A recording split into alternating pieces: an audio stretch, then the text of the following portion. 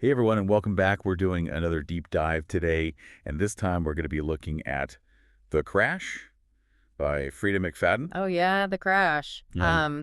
I've seen a lot about this one. Yeah, a lot of buzz around this one online, so I'm excited to dig in. Yeah, and one of the first things that jumps out at me from these reviews is this main character Tegan and the really interesting reactions that people are having to her. Oh yeah, for sure.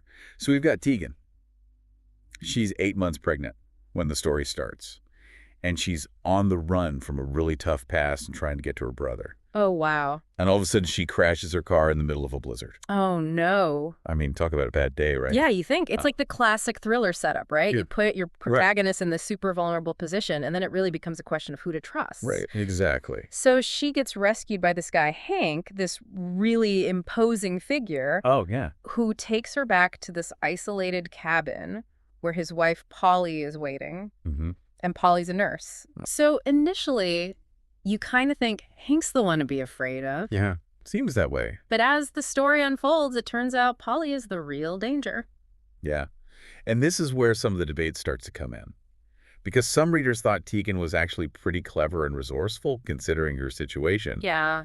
But then others thought she was, like, frustratingly naive. Yeah. Especially when it came to figuring out who to trust.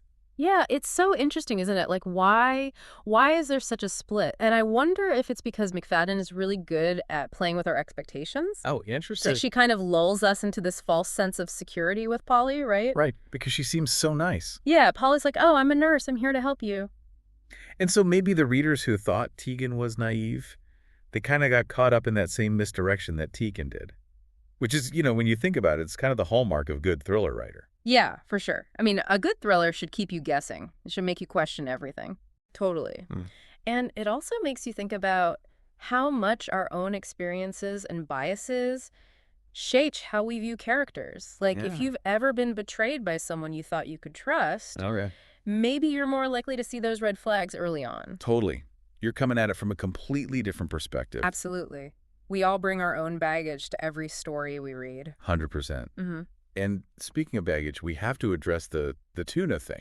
Oh, the tuna? So many reviewers are talking about this repeated use of the word tuna. Really? Mostly in reference to Tegan's baby. Like, she calls her baby Little Tuna. Oh, wow. It's like this little detail that's taken on a life of its own. I know, it's so weird. It's funny how these things happen, right? But it does make you think about the power of language, like how a single word choice can really stick with a reader. Yeah, and become, like, part of the conversation. Exactly. It's a good reminder for all of us who write, I guess, word choice matters. Word choice matters. Yeah. Definitely. Okay, so another big topic of conversation is this whole typical Frida debate, where a lot of reviewers are saying that The Crash feels very much like a classic McFadden thriller, in both good ways and bad. I see. So it's familiar. Yeah, like some people are saying, oh, it's the same old, which, can be comforting or it can be boring depending on how you look at it. Yeah, like comfort food versus trying a new restaurant, right? Exactly. Yeah. Sometimes you just want what, you'll like. Yeah, I get that. And sometimes you want to be surprised. Okay, but let's get into the heart of the story here, the captivity. We know Tegan ends up as Polly's captive. But the way their relationship unfolds is really what makes this book so unsettling. Yeah, and I think McFadden does a great job of portraying Polly's kind of warped sense of maternal desire. Oh, yeah. Like, we see how her desperation for a child drives her to do these increasingly disturbing things. It's scary how far she'll go. It is. And it's especially chilling because it's contrasted with this veneer of sweetness and care that she has. Right, exactly. Yeah. Like, she comes across as so gentle and caring at first. Yeah. Which makes her eventual descent into darkness even more disturbing. Absolutely. And then there's Hank, her husband, who's stuck in this moral quagmire. Yeah, poor Hank. He's witnessing all of this and struggling with what to do. Well, how could he not know? It's tough, right? And I think it adds a layer of complexity to the story because it forces us to think about how we would react in a similar situation. What would we do if someone we loved was capable of such terrible things? It's a tough question. Yeah. And one that a lot of thrillers grapple with. Yeah, for sure. Speaking of tough questions, a lot of reviewers brought up some ethical concerns about Polly's actions and how the book handles sensitive topics. Oh, I see. Yeah, there's definitely a conversation to be had about that. Like, how far is too far? Exactly. Like, is Polly's desperation for a child enough to justify what she does? And some readers felt like the book didn't give enough weight to the trauma of Tegan's sexual assault. Yeah, it's a delicate balance. For sure. And it seems like not everyone agrees on whether McFadden struck the right balance. Which is interesting in itself, right? I mean, it shows that the book is prompting readers to think critically about these Oh, issues. absolutely. It's starting a conversation. Yeah, And there are still some unanswered questions. yeah. Like the whole purpose of the prologue Oh, yeah, what was that about? and the inconsistencies with Polly's character arc. Right, like some things just don't add up. It's like McFadden is leaving these loose ends on purpose, almost like an invitation for us, the readers, to come up with our own interpretations. Yeah, and to maybe debate those interpretations with each other. Exactly. So listeners, what do you think? We would love to hear your thoughts on everything we've talked about so far. Share them in the comments below. Yes, especially those lingering mysteries. And join us for the next part of our deep dive, where we're going to dissect the ending and explore all its implications. Oh, yeah, it's a doozy. So welcome back to our deep dive into The Crash. And, as we were talking about those unanswered questions and kind of ambiguous plot points, Yeah. it really highlights how brilliant Frida McFadden's writing is. Oh, totally. Like she leaves those little breadcrumbs to keep us thinking. Exactly. Like she's not just giving us all the answers. It's so refreshing. And it makes you think about the whole idea of captivity in the book. Oh, right. Yeah. Because obviously the whole premise is Tegan being held captive by Polly. Right. But it's not just physical captivity. No, it's so much deeper than that, right? Like Tegan's also captive to her past. Oh, yeah. Her traumas, Her secrets. her fear. Exactly. And then you've got Hank, who's captive to his love for Polly. Oh, right. And his own moral compass, which seems to be at war with what he's seeing. That's a great point. There's like different forms of captivity throughout the whole book Totally. and how they can trap us both physically and emotionally. Yeah.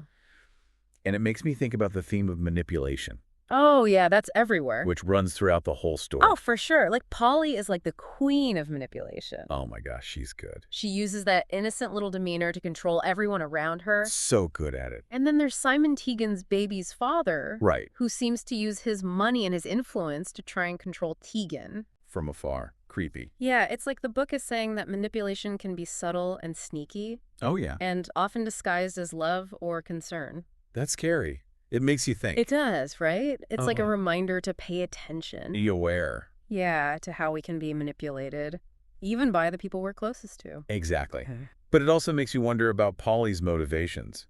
Is she really evil? Right. Or is she a product of her own pain and desperation? Yeah, like what made her this way? And McFadden doesn't make it easy for us to answer that question. No, she doesn't. She makes Polly so complex. Like, she's capable of these awful things. Uh-huh. But then there's these moments of empathy. Yeah, so weird. It's like we can't just write her off as a villain. No. We have to think about the possibility that even the worst actions can come from a place of deep longing and pain. Right.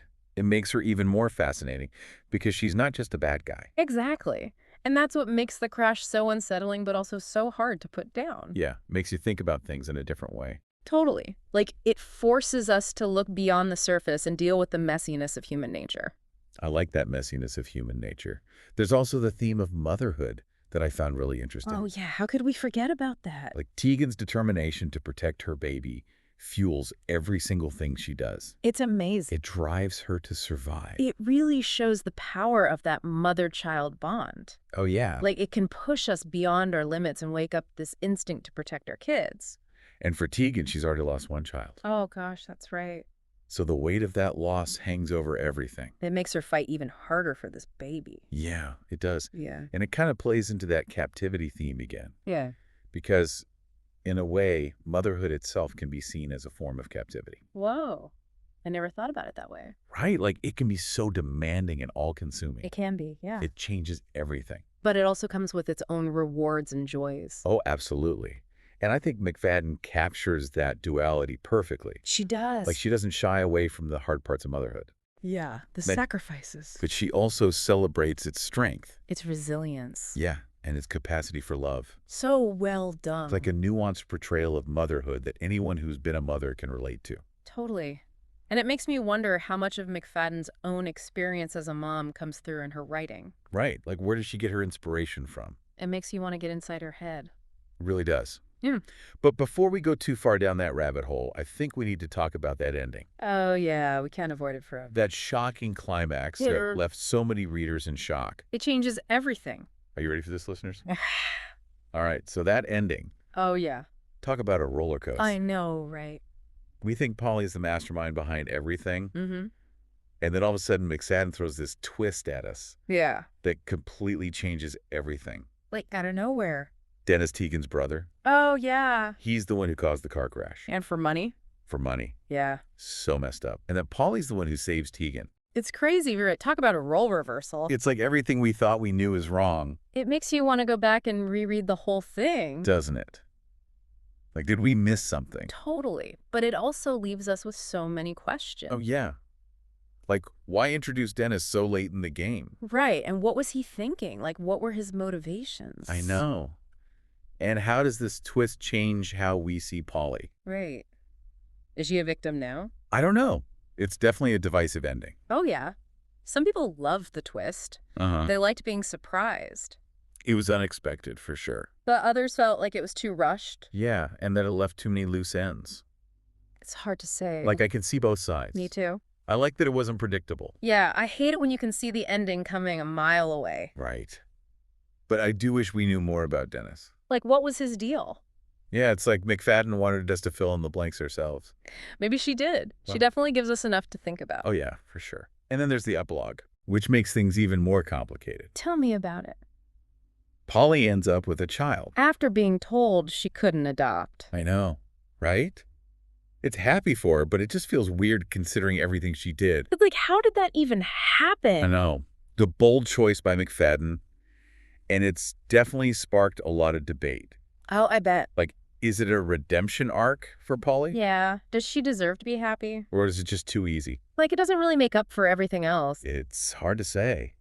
It adds another layer of moral ambiguity to the story, Which seems to be a theme with McFadden. doesn't it? Like, she really likes to explore the gray areas of human nature. Good and bad, all mixed up together. Exactly. Mm-hmm. And the idea that even people who do bad things can still be capable of good. It makes you think about what you believe. Yeah, it does.